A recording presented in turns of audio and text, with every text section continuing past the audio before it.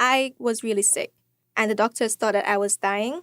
So my mom, being very religious, she took me to church for them to pray for me. And my father, he is totally against church and prayer and all of that. So he got really upset.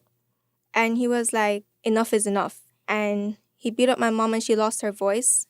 Then a few days after, he started asking for passports. And I'm like, why would you need our passports? So I told my mom that he was asking for them because she's the one that has them. And she was like, we need to get out of here. And that same night at 3 a.m., she was like, Kezia, pick a country, pick a state, pick anywhere, just book a flight. We're getting out of here. And I was like, just pick a flight in the middle of the night.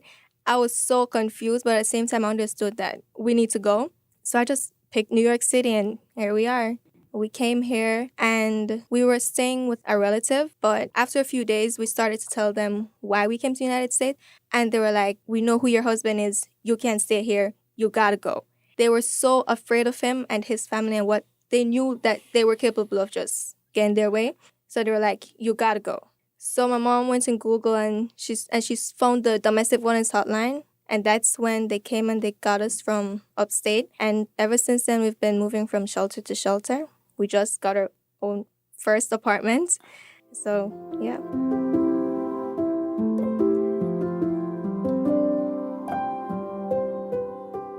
This is Conversations, a Sanctuary for Families podcast. My name is Deborah Lee. I'm an immigration attorney with Sanctuary for Families. And today we're talking with our client, Kezia.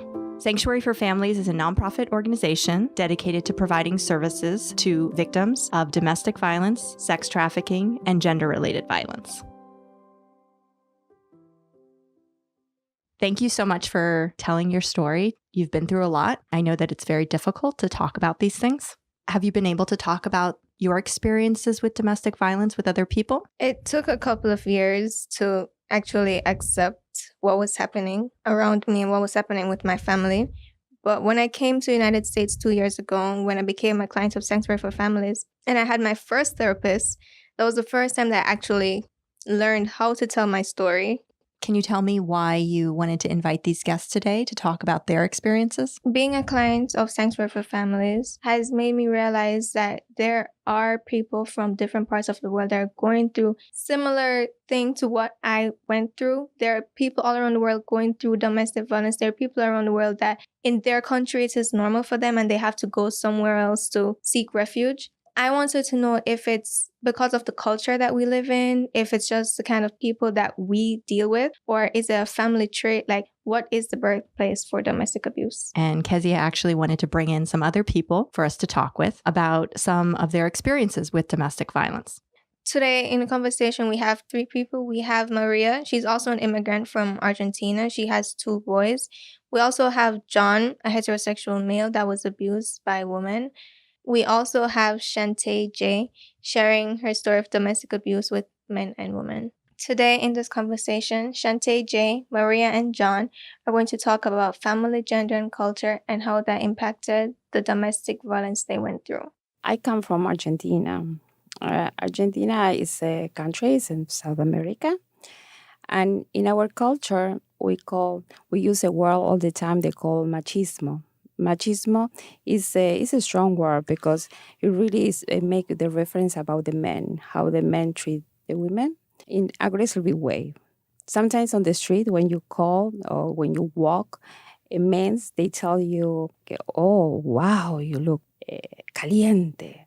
Means that you are burning, and in some way it's an insult. So you grow, or I grow in that environment, accepting a lot of things. So plus my religion, I'm Catholic.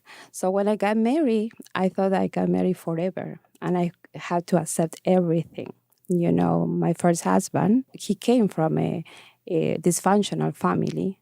I saw all that he went through, but I thought that at the same time, being with him, I could change him. I'm helping him.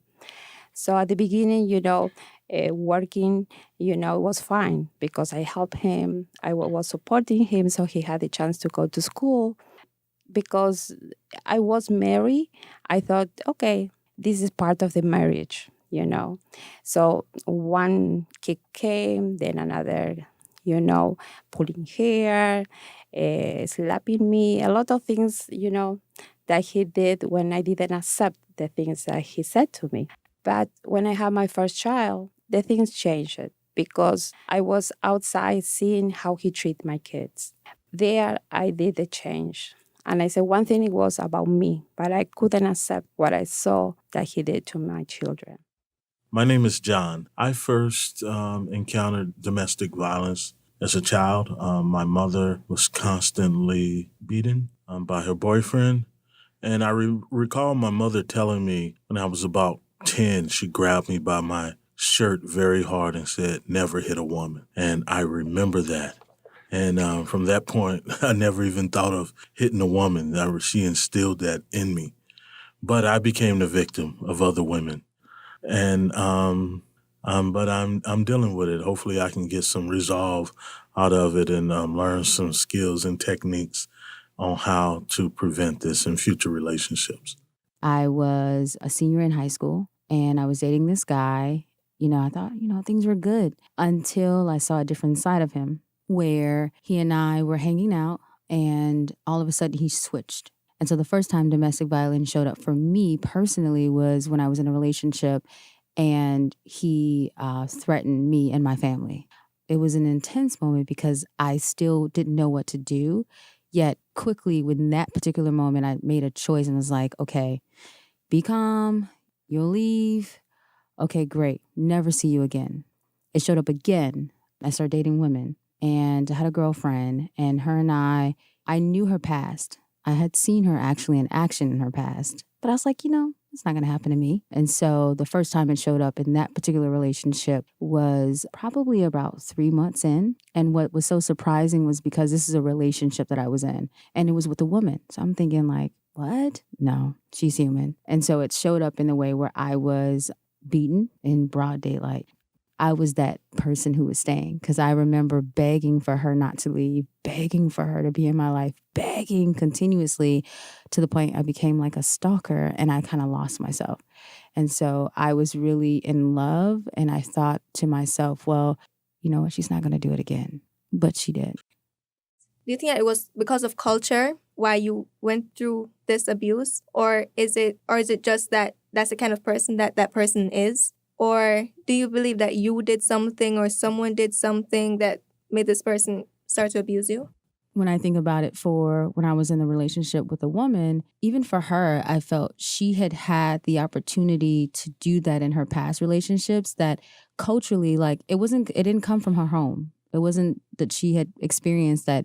It was her way of expressing her anger, that she didn't have a method or he didn't have a method of being able to balance their anger or their tension and being able to communicate. And so they felt the need to verbally and physically communicate it out. Being in Jamaica, I had no one to talk to because speaking to the authorities, speaking to a counselor, everyone says the same thing, just domestic affair. Oh, it's okay, you'll get over it. It's what having a father is like. He's just being a man, he's just taking control. What advice would you give to someone that is going through the same situation or something similar to what you went through? It was hard, but I took the determination. I said, I need help because I was very self-sufficient, trying that I could do everything myself. And thank God, being in United States, the system, helps a lot.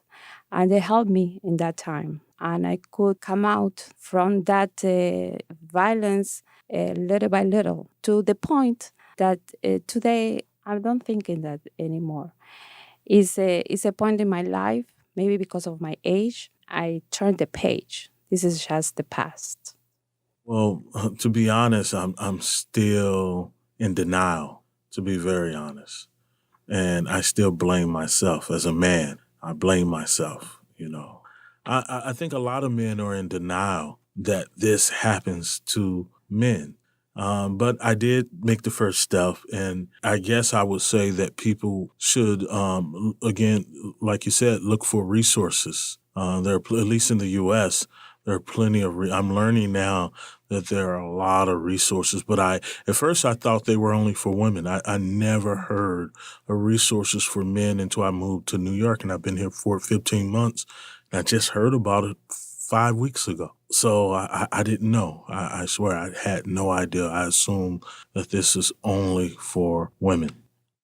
I would encourage anyone in a situation related to domestic violence to start talking about it. Reach out to places like Sanctuary for Families and ensure that you start looking for the resources. Look for help. There are people out here wanting to help you.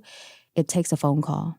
You are cutting that cycle because you are coming out. Just being here with all of us, oh my God, that's great. You are finishing what that somebody started. It's like say, hello, I'm here. That's it, no more.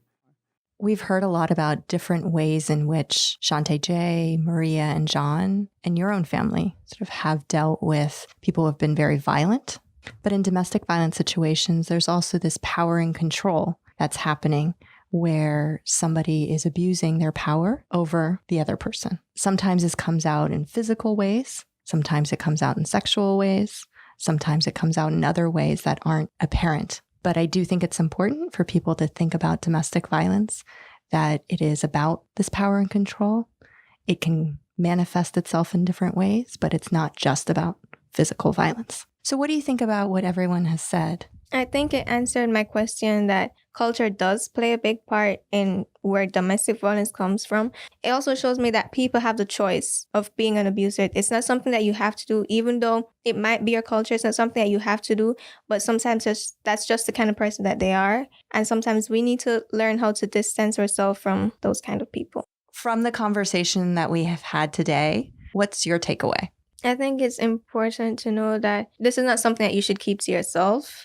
It can be very harmful to keep all of this bottled in. So I think everyone that's going through this problem should find someone to talk to, like a family member, a friend, or a teacher, someone around them. Find someone to talk to about it. Kezia, thank you so much for being the host of this conversation, for inviting other people to talk about their experiences and talking about your own experiences. Thank you for inviting me.